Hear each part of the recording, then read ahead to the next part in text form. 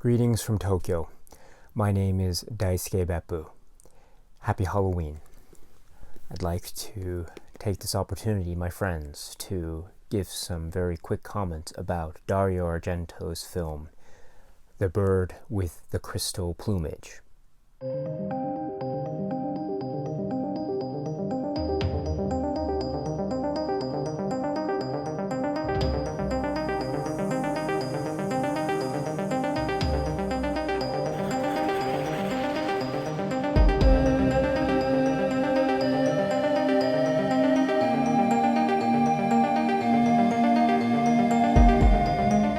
I will try to be as spoiler-free as possible when I discuss this film, but that being said, it could be something that I am still maybe innocently spoiling in this video, even in terms of minor spoil details, and I don't want to spoil this film for you if you haven't seen it.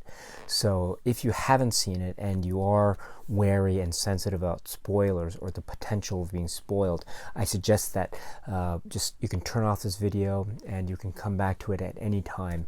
I will still be here. So it's really more important for me that you enjoy this film as much as you can without getting any of the surprises spoiled for you. And believe me, there are quite a number of really delightful and pleasant and shocking surprises in this film. So if you haven't seen it and you are wary about spoilers, please just turn off this video and then come back at any time, and I'd love to continue this conversation with you. So if you're still here, then you won't mind if I talk about the film The Bird with the Crystal Plumage in detail. And boy, what a film this is. I got this Arrow release some time back, and when I got it, I must admit that at the time I was pretty much okay with this film. I wasn't the biggest fan of The Bird with the Crystal Plumage.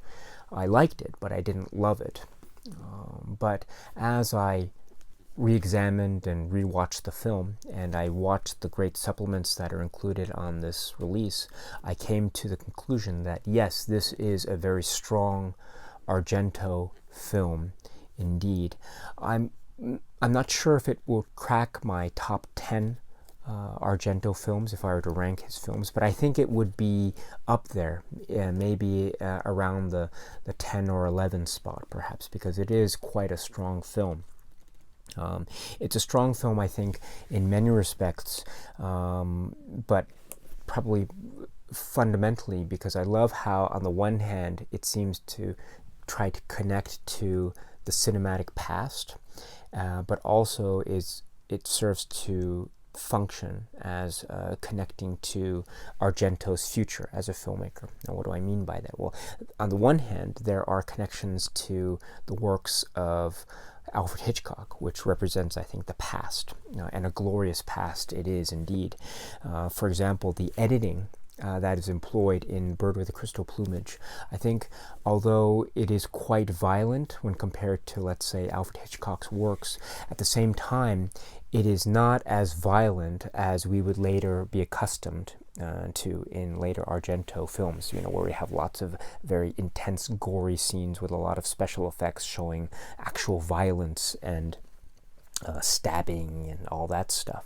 Here we get a lot of that which is more or less implied in the way that Argento edits. So we see, for example, a killer wielding a razor at a victim, and then we just see the killer and the razor, and then we just cut to the victim and cut back and forth between the two. We never see any kind of special effect necessarily. We just see the act of the motion of the razor wielding, and then we see the reaction of the victim, and we just see that intercutting back and forth, which is kind of a montage effect, which is utilized in a way to create a psychological reaction in the minds of the viewer. This is very similar, of course, to montage and editing techniques employed by Alfred Hitchcock, most memorably, of course, in the film Psycho. So this is really a very nice connection that we see in terms of style that's being employed. Also, there are, I think, other connections to Hitchcock. For example, the notion of psychosexual trauma leading to violence is a trope that, of course, was employed in Psycho. There are also explorations of, let's say, gender and sexuality in the context of psychosexual violence, and that is also a theme that is explored in the film Psycho. There's also a really interesting direct connection as well.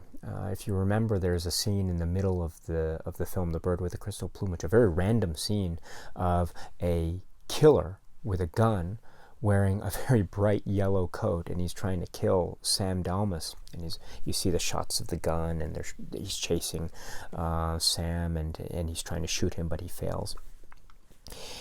The actor who plays that yellow-coated killer is in fact an actor who appears in many films, but I think most memorably he appears in a very interesting and crucial role in the film The Man Who Knew Too Much by Alfred Hitchcock. And in fact, in that film, the Hitchcock film, he does carry a gun in a very similar way that he carries a gun in The Bird with the Crystal Plumage. So there is in fact a very direct connection with a specific Alfred Hitchcock film. So The Bird with the Crystal Plumage does connect to the cinematic past in a really interesting way. But at the same time, it also connects to the future, and specifically Argento's future as a filmmaker, because there are so many themes and elements in this film that Argento will then explore or re-explore or re-examine or play around with in his later films. So, for example, we have certain visual flourishes that I think are even so creepy, even to this day. So, for example, we have the killer with a knife trying to enter a room with a young woman that's trapped in the room, and so the killer tries to poke a hole through the door. Do you remember that wonderful scene in this film? And that's, of course, very reminiscent later on of the scene in Suspiria, with someone carrying a razor and trying to put the razor through a door and open the latch. It's a very memorable scene in that film. There's also the notion of people looking through peepholes or holes in the door in this film, which is a very chilling image, which is very evocative of peepholes in the film Opera that we see later on. Also, I think more fundamentally, we have the notion of a main character. In this case, Sam Dalmas. He is trapped between two panes of glass, two doors, in this art gallery at the beginning of the film, and he is trapped, but he sees what's going on. Or in fact, he witnessed something even before that moment, right? Because he's walking and he sees the art gallery in the distance, and he sees what he thinks is, a confrontation between a man or a figure in black and a woman, and then he tries to see what's going on, and then he's trapped between these two panes of glass, and he sees the woman, Monica Ranieri, writhing in pain with an injury to her stomach, and she's bleeding, so it's a very serious-looking injury. And so the whole film, right, is essentially him trying to make sense of what he sees or what he has seen. And something about it troubles him because he doesn't quite understand what he sees or what he has seen. And it is only by the film's end do we realize the significance of what he has actually seen, and thus provides the answer to the mystery.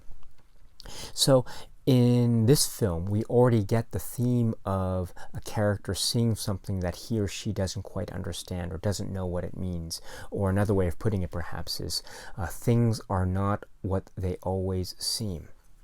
So this visual and psychological motif, of course, will be something that we will see in other films by Argento, most memorably, perhaps, in the films Tenebrae, Suspiria, most definitely, but also, of course, Deep Red. Very, very interesting the way he uses it in those films. But I would say that it is this film, The Bird with the Crystal Plumage, where that visual and psychological motif is perhaps most successfully explored and visually depicted, because it's that image of Sam trapped between those two glass doorways and just being so helpless, and just seeing the scene, which is this really weird art deco, not art deco, but this weird modern art type of place, and a woman in white and a figure in black, and the woman in white is bleeding, and so we're not quite sure what's going on ourselves, so we're still trying to catch our bearings. And this is just the start of the film. It's my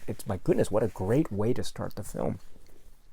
And the way that he is trapped behind that glass is such a great visual motif, because it is a metaphor also for us as the film watcher, the cinema goer. And the pane of glass is like the screen, and we thus become Sam, in that we are as helpless as him, because we as film goers, of course, we can't break through the screen and help the characters. We are as helpless as he is. And so I think that is at once a great metaphor for how cinema operates in the world of Argento, but also it helps us to identify and sympathize immediately with the Sam Dalmas character, because we are as helpless as he is. So it's a real wonderful, just a perfect way that Argento deals with this theme of things are not always what they seem to be in the world of Argento. The Bird with the Crystal Plumage, I think, is the best encapsulation and the best and most successful execution of that technique that Argento will later use in other films. The Bird with the Crystal Plumage is a fantastic film. As I say, it's a film that I think has grown on me. When I discussed the film some months back, actually, on this YouTube channel, I think I was pretty okay with it. I liked the film very much, but I wasn't enthusiastic about it. Now I am very enthusiastic about it. I think it's really a wonderful, lots of flourishes, a lot of visual flourishes, perhaps maybe a bit tame when compared to other later Argento works, but we still get wonderful visual flourishes, such as the POV shot of a character falling out of a building. We get the wonderful shots of stairwells shot from below going up, in very creepy triangular shapes in which the stairwells ascend upwards. We also get trademark Argento humor, which is really interesting. We get the character, the pimp in jail, and he's a stutterer, so we get this interesting bout of comedy. And remember, Argento does have a lot of comedy in his films, even his later films. So he's not purely a horror or thriller director. I think he's a filmmaker that has a lot of he has his heart in fields of comedy, and this is of course evident in later films like Deep Red and Phenomena even, and so it's quite abundant here in The Bird with Crystal Plumage. And I think it's perhaps some people might not take to that brand of humor. For example, there is a scene involving a storekeeper who is very effeminate, and he is meant to be a homosexual, and he is depicted in a way that I think we are supposed to laugh at him and make fun of him almost. So I think in today's climate, I think that kind of character depiction might be a bit inappropriate, perhaps. I think it's a little bit unsuccessful, but it goes away very quickly, and that's not the focus of the film. And it's, again, just a way, I think another way for Argento to try to inject some humor into his films, and it's the kind of thing that we will see later on in Argento's film output. So this has a lot, I think, of varying and different aspects to its tone. And perhaps the combination of all these aspects is not always successful in terms of tone. As I said, perhaps there are some depictions of, let's say, the homosexual character that I think perhaps are a bit, they're probably not as tasteful as they could be. But there are other moments that I think work, and I think that adds to the kind of the lightness of tone and the the general likability, I think, of the main character, Sam. He's not necessarily a disturbed character, or he's not a sexually obsessed character necessarily. He's just a character who's just trying to get to the bottom of what's going on. And so I think there is a nice briskness to the plot, and it has a real sense of exhilarating freshness, I think, which is really nice. And it has a nice lightness and touch, but that doesn't mean it is light or minor Argento. I think on the contrary, it is a major work from a major filmmaker that is already off and running. The Bird with the Crystal Plumage.